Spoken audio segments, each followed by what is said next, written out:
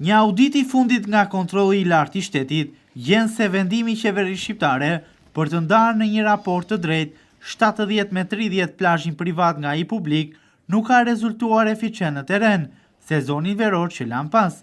KLSH konstaton se duke përjashtuar Sarandën në bashkitë e tjera bregdetare të qarkut të Vlorës, por edhe të gjithë vendit, plazhet publike nuk kanë patur përparësi. Sipas KLSH, plazhet publike në Vlorë përgjatë sezonit veror nuk kanë patur as higjen, por as menaxhimin e duhur.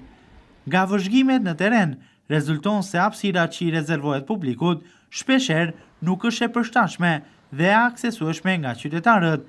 Vendodhja e tyre është gjithmonë në afërsi të derdhjes së ujrave të zeza, në territor me papastërti apo distancë nga zonat historike të plazheve. Në disa raste, hapësirat publike rezulton e zënë nga banorë të zonës me shezlong, çadra, stacione të mbyllura me zinxhir dhe dryna, të cilat kanë shkaktuar cënim të së drejtës së shfrytëzimit të këtyre hapësirave nga pushuesit rastësor, raporton KLSH.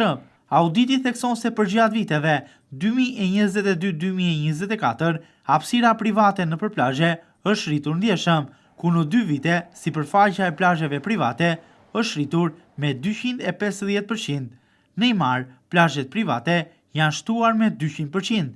Vlora pas Durrësit në rang vendi ka sipërfaqe më të madhe të plazheve të shfrytëzuara, 119.000 metra katror, nga 131.000 metra katror që ka qyteti i Durrësit. Gjatë kësaj periudhe u konstatua edhe rritja e numrit të subjekteve përfituese nga hapësirat publike në plazhe. KLSH thekson se ka një keq menaxhim të fondeve që përfitohen nga leja e plazheve, pasi edhe pse janë rritur sipërfaqet, nuk mbulojnë dot as shpenzimet për mirëmbajtjen e plazheve publike. Nga 2022 deri në 2024, 6 bashki bregdetare në rang vendi, 3 prej tyre në qarkun e Vlorës, kanë arkëtuar në total 1.4 miliard lek nga tarifa e hapësirave, ndërsa sipërfaqja e kontraktuar në bashkitë bregdetare pasqyron rritje në masën nga 45 deri në 253%. Të ardhurat nga vjelja e tarifës që aplikohet për sipërfaqet e kontraktuara ka një rritje në masën nga 7 deri në 37%, raporton KLSH.